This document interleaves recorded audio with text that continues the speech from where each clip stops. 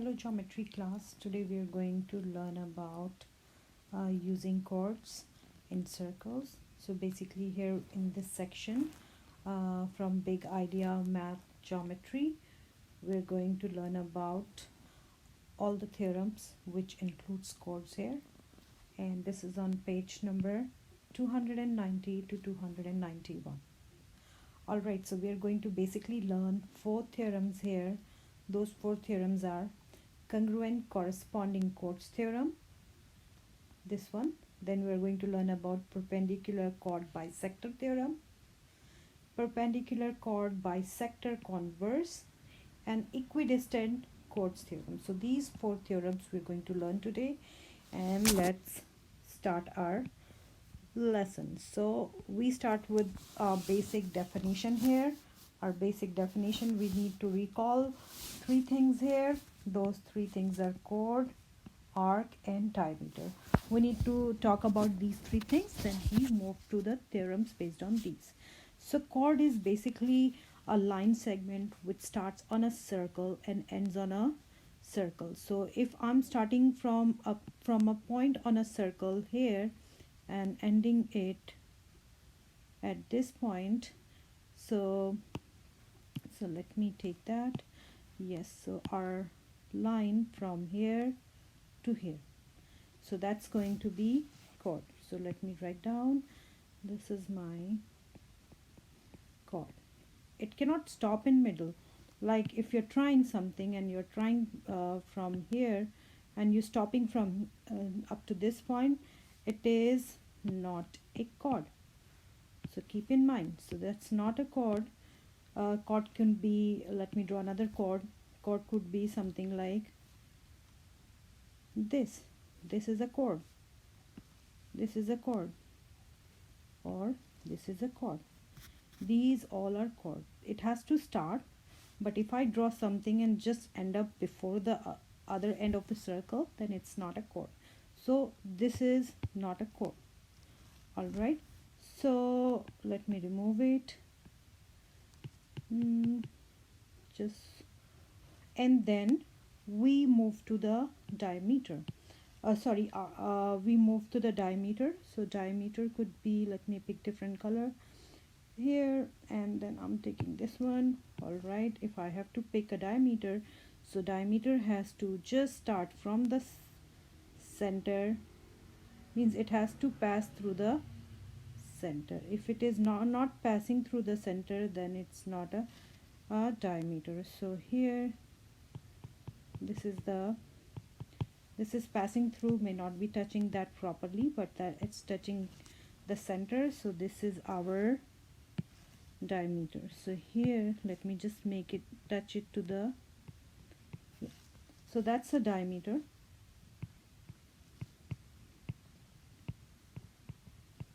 Alright, so let's move to another part where it is saying arc. Arc means if I had to pick arc could be this, a part of a circle's circumference. This could be an arc, this could be an arc, or this could be an arc, anything. Arc is a part of a circumference of a circle, so there could be several arcs. So these could be called, these are arc. Alright, so let's move to the next part. So we are moving to the next part where we have first theorem, that is congruent corresponding chords. So it looks like chords are going to be congruent corresponding chords theorem here. What it is, let me first explain. If you have 2 corresponding chords here, let me just make it, yeah. If you have 2 corresponding chords, this is and this one, these are 2 chords, and I say they're congruent, they're equal in length, then their corresponding arcs are also congruent, means this arc and this arc, they're going to be congruent, they're going to be equal to each other. So, or we can say vice versa, other way, that if the arcs are congruent, then we can say the chords are also congruent. So that's why they have the phrase if and only if AB is congruent to CD, arc AB is congruent to arc CD, if and only if AB is congruent to CD. That's the expression for this theorem. So in the same circle or in the congruent circles, two minor arcs are congruent if and only if the corresponding chords are congruent. So we can say, in general, we could just summarize it like this, that corresponding chords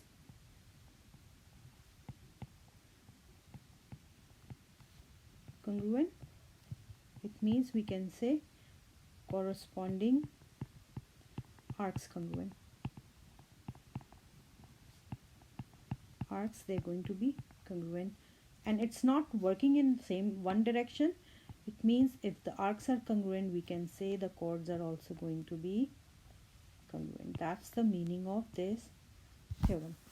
So if I move to another example for this, suppose I'm just taking an example of a circle here, and if I say that my arc, let me pick the arc thing here.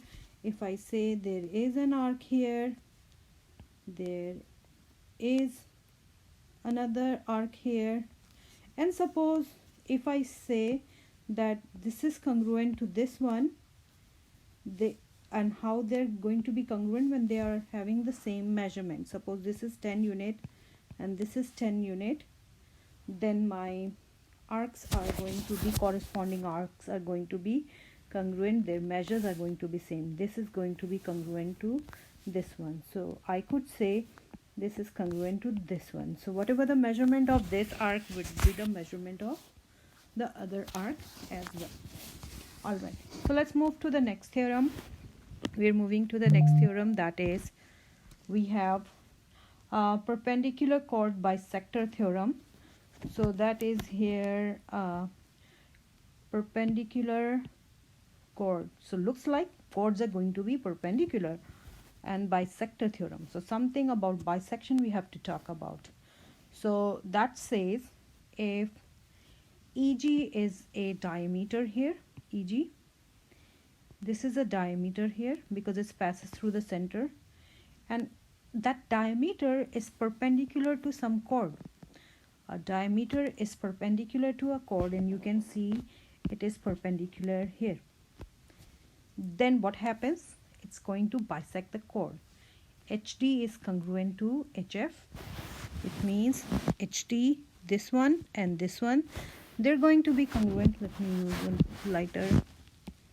Means this one and this one, they're going to be congruent, and GD is congruent to GF. And I can say the arcs are, corresponding arcs are also congruent. These two are congruent. Alright. So let me use congruence. So let me use a different example. Suppose I'm just taking an example of a circle here.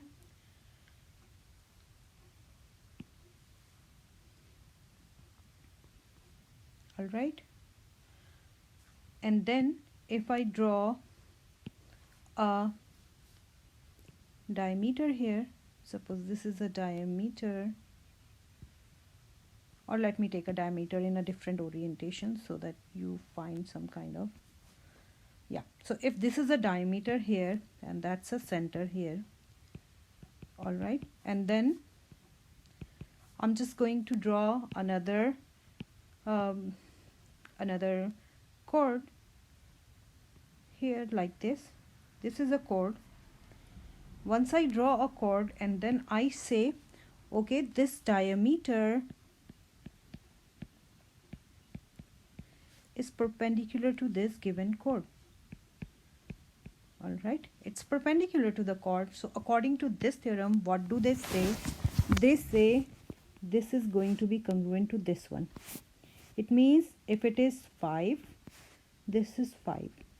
Or if I say the whole chord is 10, this will be divided into 5 and 5, and this arc length measurement is same as this one. All right, so means I could simply say this is going to be congruent to this one. Only the thing you have to see that the diameter is passing through a chord, and it's passing in a way that it's perpendicular to that chord. So this thing is must. If it is not perpendicular, you cannot say this thing.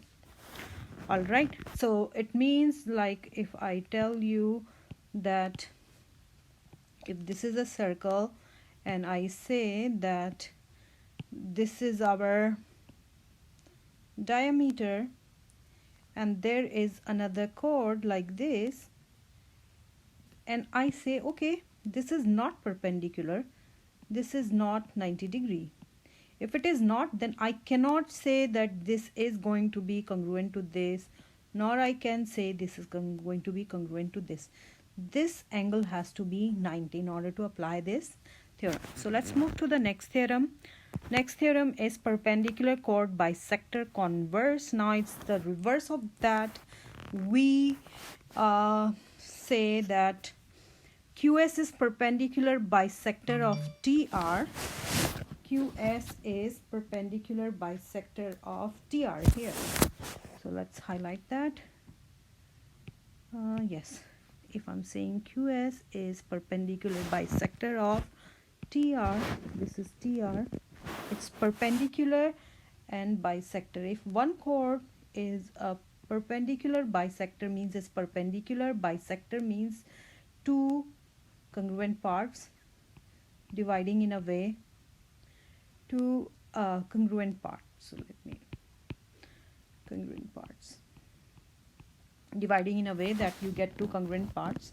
Then the first chord is the diameter. So you see, if you're seeing that it's a 90 and then you see the chord is bisected also, so then we can say this has to be a diameter. All right, so QS is a perpendicular bisector of TR, then QS has to be a diameter. All right, so for this, if we take an example here, if I tell you that if this is my given circle and I have any chord, I don't know what is that chord, so let me draw the chord. That's my chord, and I have another chord like this one. This is my another chord. I don't know whether this is diameter or not. How I can check that? In order to that, according to this converse, if I see that this one is bisecting the other one, it's a bisector. So if it is 7, this has to be 7 units, and the same time this one is perpendicular to this one, then if I have both of the properties, both of the things present here, that this chord is the perpendicular and the same time it's the bisector of the other chord, then I can right away say it's a diameter according to this converse. All right, let's move to the last theorem. Last theorem is equidistant chord theorem. All right, equidistant chord theorem, that says here equidistant chords means the chords are there supposed to be equidistant, and then we have to talk about something. So in a same circle or in congruent circles, two chords are congruent if and only if they're equidistant from the center. So this chord, we have two chords given here, they're going to be congruent. I can say they're going to have the same measurement if and only if they're at the same distance from the center. All right, so that says that AB is congruent to CD if and only if EF is congruent to GE. So let me show you an example for that. Suppose this is, let me make it a little bit here. Suppose this is my circle. All right, and then I'm going to draw my chord here. So if I draw a chord here and another chord is here, and my question that I want to find out whether these chords are the same length or not. Are they congruent or not? Are they same? I want to check whether this congruent to this. How can I check it? For that I have to check the distance from the center. Suppose this is the center and distance is always the perpendicular distance. So if I have to find the distance, so I would check whether this is the distance for both. So I will check the perpendicular distance whether this congruent to this or not. We're going to check it. If it is so, suppose this is 5 unit long and this is 5 unit long.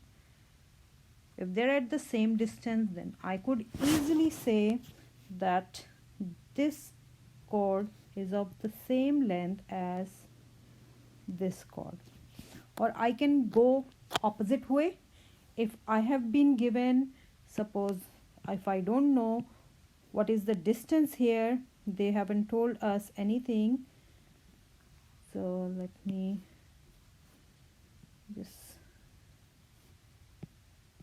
fix it. It got erased. Alright. If it is something like this, then here if someone gives me, they tell me that this is 10 unit long and this is 10 unit long, and then someone says this is 5 unit long and they say how much is this. So I know when the chords are same length, they're going to be congruent. It means they're going to be equidistant from the center. So whatever the distance of this chord is going to be the distance of this chord. So this is going to be 5 unit also. So we have covered all basic theorems of chapter 10.3, and if you have any question, please leave it in a comment box. Thank you so much. Stay safe.